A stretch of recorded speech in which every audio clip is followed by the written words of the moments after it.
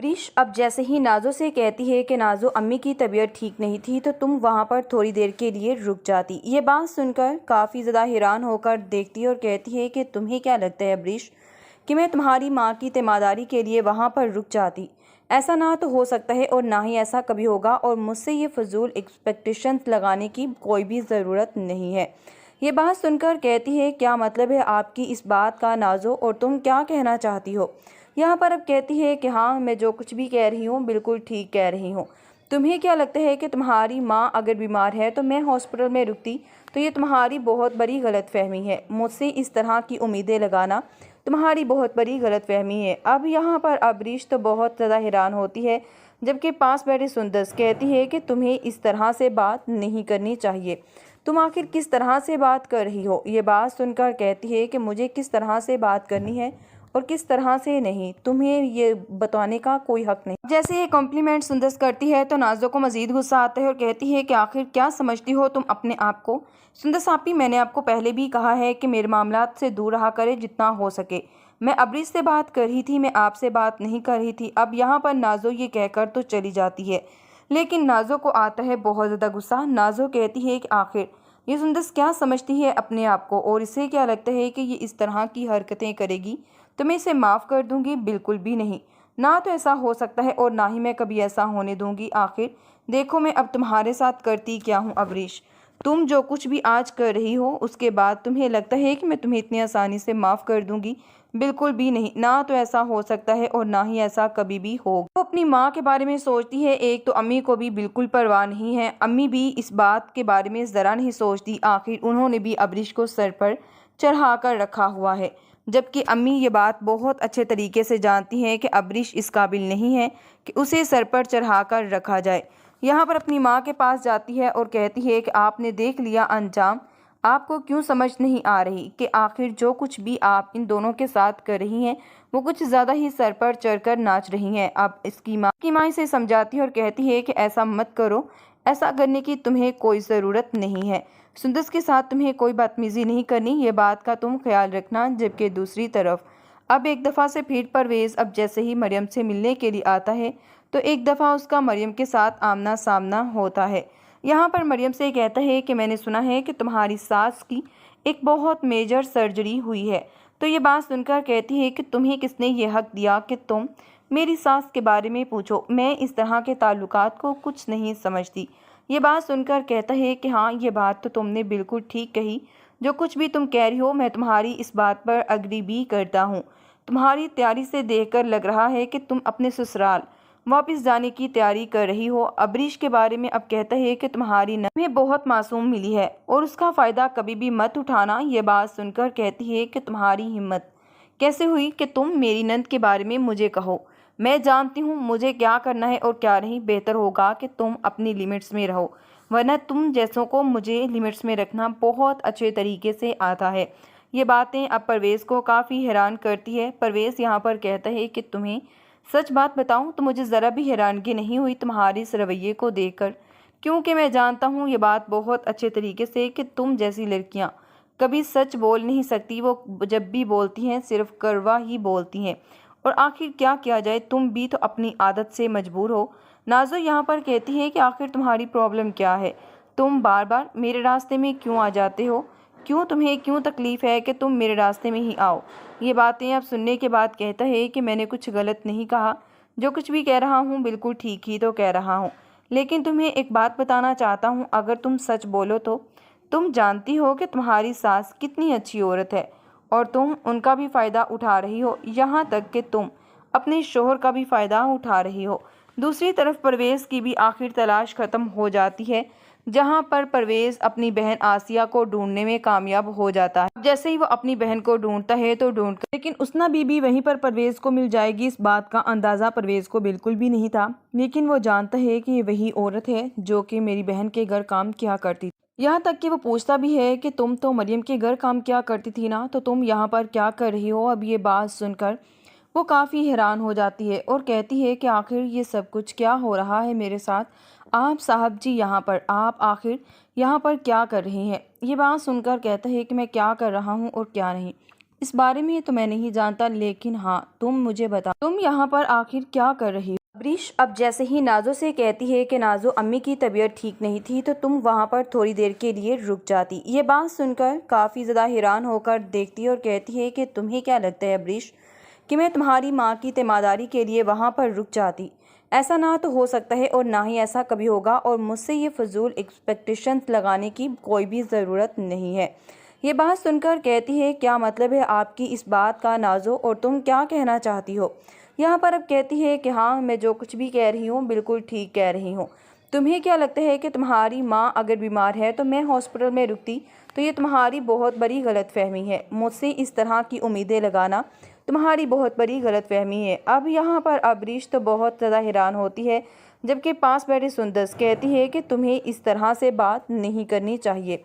तुम आखिर किस तरह से बात कर रही हो। ये बात सुनकर कहती है कि मुझे किस तरह से बात करनी है और किस तरह से नहीं, तुम्हें ये बताने का कोई हक नहीं। जैसे ये कॉम्प्लीमेंट सुंदस करती है तो नाजो को मजीद गुस्सा आता है और कहती है कि आखिर क्या समझती हो तुम अपने आप को। सुंदस आपी, मैंने आपको पहले भी कहा है कि मेरे मामलात से दूर रहा करे जितना हो सके। मैं अबरीश से बात कर रही थी, मैं आपसे बात नहीं कर रही थी। अब यहाँ पर नाजो ये कहकर तो चली जाती है, लेकिन नाजो को आता है बहुत ज़्यादा गुस्सा। नाजो कहती है कि आखिर ये सुंदस क्या समझती है अपने आप को, और इसे क्या लगता है कि ये इस तरह की हरकतें करेगी तो मैं इसे माफ़ कर दूंगी। बिल्कुल भी नहीं, ना तो ऐसा हो सकता है और ना ही मैं कभी ऐसा होने दूंगी। आखिर देखो मैं अब तुम्हारे साथ करती क्या हूँ अबरीश। तुम जो कुछ भी आज कर रही हो उसके बाद तुम्हें लगता है कि मैं तुम्हें इतनी आसानी से माफ़ कर दूंगी। बिल्कुल भी नहीं, ना तो ऐसा हो सकता है और ना ही ऐसा कभी भी होगा। वो अपनी माँ के बारे में सोचती है, एक तो अम्मी को भी बिल्कुल परवाह नहीं है। अम्मी भी इस बात के बारे में ज़रा नहीं सोचती, आखिर उन्होंने भी अबरीश को सर पर चढ़ा कर रखा हुआ है। जबकि अम्मी ये बात बहुत अच्छे तरीके से जानती हैं कि अबरीश इस काबिल नहीं है कि उसे सर पर चढ़ा कर रखा जाए। यहाँ पर अपनी माँ के पास जाती है और कहती है कि आपने देख लिया अंजाम, आपको क्यों समझ नहीं आ रही कि आखिर जो कुछ भी आप इन दोनों के साथ कर रही हैं वो कुछ ज़्यादा ही सर पर चढ़कर नाच रही हैं। अब इसकी माँ इसे समझाती है और कहती है कि ऐसा मत करो, ऐसा करने की तुम्हें कोई ज़रूरत नहीं है। सुंदस के साथ तुम्हें कोई बदतमीजी नहीं करनी, ये बात का तुम ख्याल रखना। जबकि दूसरी तरफ अब एक दफ़ा से फिर परवेज़ अब जैसे ही मरियम से मिलने के लिए आता है तो एक दफ़ा उसका मरियम के साथ आमना सामना होता है।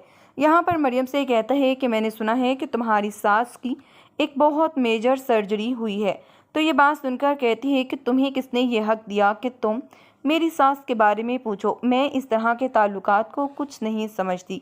ये बात सुनकर कहता है कि हाँ ये बात तो तुमने बिल्कुल ठीक कही, जो कुछ भी तुम कह रही हो मैं तुम्हारी इस बात पर अग्री भी करता हूँ। तुम्हारी तैयारी से देखकर लग रहा है कि तुम अपने ससुराल वापस जाने की तैयारी कर रही हो। अबरीश के बारे में अब कहता है कि तुम्हारी नंद में बहुत मासूम मिली है और उसका फ़ायदा कभी भी मत उठाना। ये बात सुनकर कहती है कि तुम्हारी हिम्मत कैसे हुई कि तुम मेरी नंद के बारे में मुझे कहो। मैं जानती हूँ मुझे क्या करना है और क्या नहीं। बेहतर होगा कि तुम अपनी लिमिट्स में रहो, वरना तुम जैसों को मुझे लिमिट्स में रखना बहुत अच्छे तरीके से आता है। ये बातें अब परवेज़ को काफ़ी हैरान करती है। परवेज़ यहाँ पर कहता है कि तुम्हें सच बात बताऊं तो मुझे ज़रा भी हैरानगी नहीं हुई तुम्हारे इस रवैये को देखकर, क्योंकि मैं जानता हूं ये बात बहुत अच्छे तरीके से कि तुम जैसी लड़कियां कभी सच बोल नहीं सकती। वो जब भी बोलती हैं सिर्फ कड़वा ही बोलती हैं, और आखिर क्या किया जाए, तुम भी तो अपनी आदत से मजबूर हो।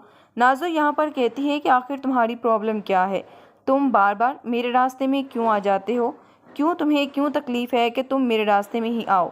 ये बातें अब सुनने के बाद कहता है कि मैंने कुछ गलत नहीं कहा, जो कुछ भी कह रहा हूँ बिल्कुल ठीक ही तो कह रहा हूँ। लेकिन तुम्हें एक बात बताना चाहता हूँ, अगर तुम सच बोलो तो तुम जानती हो कि तुम्हारी सास कितनी अच्छी औरत है और तुम उनका भी फ़ायदा उठा रही हो, यहाँ तक कि तुम अपने शोहर का भी फ़ायदा उठा रही हो। दूसरी तरफ परवेज़ की भी आखिर तलाश ख़त्म हो जाती है, जहां पर परवेज़ अपनी बहन आसिया को ढूंढने में कामयाब हो जाता है। जैसे ही वो अपनी बहन को ढूंढता है तो लेकिन उसना बीबी वहीं पर परवेज़ को मिल जाएगी, इस बात का अंदाज़ा परवेज़ को बिल्कुल भी नहीं था। लेकिन वो जानता है कि ये वही औरत है जो कि मेरी बहन के घर काम किया करती। यहाँ तक कि वो पूछता भी है कि तुम तो मरियम के घर काम किया करती थी ना, तो तुम यहाँ पर क्या कर रही हो। अब ये बात सुनकर वो काफ़ी हैरान हो जाती है और कहती है कि आखिर ये सब कुछ क्या हो रहा है मेरे साथ। आप साहब जी यहाँ पर, आप आखिर यहाँ पर क्या कर रहे हैं। ये बात सुनकर कहता है कि मैं क्या कर रहा हूँ और क्या नहीं, इस बारे में तो मैं नहीं जानता, लेकिन हाँ तुम मुझे बता, तुम यहाँ पर आखिर क्या कर रही हो। अब्रीश अब जैसे ही नाजो से कहती है कि नाजो अम्मी की तबीयत ठीक नहीं थी तो तुम वहाँ पर थोड़ी देर के लिए रुक जाती। ये बात सुनकर काफ़ी ज़्यादा हैरान होकर देखती है और कहती है कि तुम्हें क्या लगता है अब्रीश कि मैं तुम्हारी माँ की तीमारदारी के लिए वहाँ पर रुक जाती। ऐसा ना तो हो सकता है और ना ही ऐसा कभी होगा, और मुझसे ये फजूल एक्सपेक्टेशंस लगाने की कोई भी ज़रूरत नहीं है। ये बात सुनकर कहती है क्या मतलब है आपकी इस बात का नाजो, और तुम क्या कहना चाहती हो। यहाँ पर अब कहती है कि हाँ मैं जो कुछ भी कह रही हूँ बिल्कुल ठीक कह रही हूँ। तुम्हें क्या लगता है कि तुम्हारी माँ अगर बीमार है तो मैं हॉस्पिटल में रुकती, तो ये तुम्हारी बहुत बड़ी गलतफहमी है। मुझसे इस तरह की उम्मीदें लगाना तुम्हारी बहुत बड़ी गलतफहमी है। अब यहाँ पर अबरीश तो बहुत ज़्यादा हैरान होती है, जबकि पास बैठे सुंदस कहती है कि तुम्हें इस तरह से बात नहीं करनी चाहिए। तुम आखिर किस तरह से बात कर रही हो। ये बात सुनकर कहती है कि मुझे किस तरह से बात करनी है और किस तरह से नहीं, तुम्हें ये बताने का कोई हक नहीं। जैसे ये कॉम्प्लीमेंट सुंदस करती है तो नाजो को मजीद गुस्सा आता है और कहती है कि आखिर क्या समझती हो तुम अपने आप को। सुंदस आपी, मैंने आपको पहले भी कहा है कि मेरे मामलात से दूर रहा करे जितना हो सके। मैं अबरीश से बात कर रही थी, मैं आपसे बात नहीं कर रही थी। अब यहाँ पर नाजो ये कहकर तो चली जाती है, लेकिन नाजो को आता है बहुत ज़्यादा गुस्सा। नाजो कहती है कि आखिर ये सुंदस क्या समझती है अपने आप को, और इसे क्या लगता है कि ये इस तरह की हरकतें करेगी तो मैं इसे माफ़ कर दूंगी। बिल्कुल भी नहीं, ना तो ऐसा हो सकता है और ना ही मैं कभी ऐसा होने दूंगी। आखिर देखो मैं अब तुम्हारे साथ करती क्या हूँ अबरीश। तुम जो कुछ भी आज कर रही हो उसके बाद तुम्हें लगता है कि मैं तुम्हें इतनी आसानी से माफ़ कर दूंगी। बिल्कुल भी नहीं, ना तो ऐसा हो सकता है और ना ही ऐसा कभी भी होगा। वो अपनी माँ के बारे में सोचती है, एक तो अम्मी को भी बिल्कुल परवाह नहीं है। अम्मी भी इस बात के बारे में ज़रा नहीं सोचती, आखिर उन्होंने भी अबरीश को सर पर चढ़ा कर रखा हुआ है। जबकि अम्मी ये बात बहुत अच्छे तरीके से जानती हैं कि अबरीश इस काबिल नहीं है कि उसे सर पर चढ़ा कर रखा जाए। यहाँ पर अपनी माँ के पास जाती है और कहती है कि आपने देख लिया अंजाम, आपको क्यों समझ नहीं आ रही कि आखिर जो कुछ भी आप इन दोनों के साथ कर रही हैं वो कुछ ज़्यादा ही सर पर चढ़कर नाच रही हैं। अब इसकी माँ इसे समझाती है और कहती है कि ऐसा मत करो, ऐसा करने की तुम्हें कोई ज़रूरत नहीं है। सुंदस के साथ तुम्हें कोई बदतमीजी नहीं करनी, ये बात का तुम ख्याल रखना। जबकि दूसरी तरफ अब एक दफ़ा से फिर परवेज़ अब जैसे ही मरियम से मिलने के लिए आता है तो एक दफ़ा उसका मरियम के साथ आमना सामना होता है। यहाँ पर मरियम से कहता है कि मैंने सुना है कि तुम्हारी सास की एक बहुत मेजर सर्जरी हुई है। तो ये बात सुनकर कहती है कि तुम्हें किसने ये हक दिया कि तुम मेरी सास के बारे में पूछो, मैं इस तरह के ताल्लुकात को कुछ नहीं समझती। ये बात सुनकर कहता है कि हाँ ये बात तो तुमने बिल्कुल ठीक कही, जो कुछ भी तुम कह रही हो मैं तुम्हारी इस बात पर अग्री भी करता हूँ। तुम्हारी तैयारी से देखकर लग रहा है कि तुम अपने ससुराल वापस जाने की तैयारी कर रही हो। अबरीश के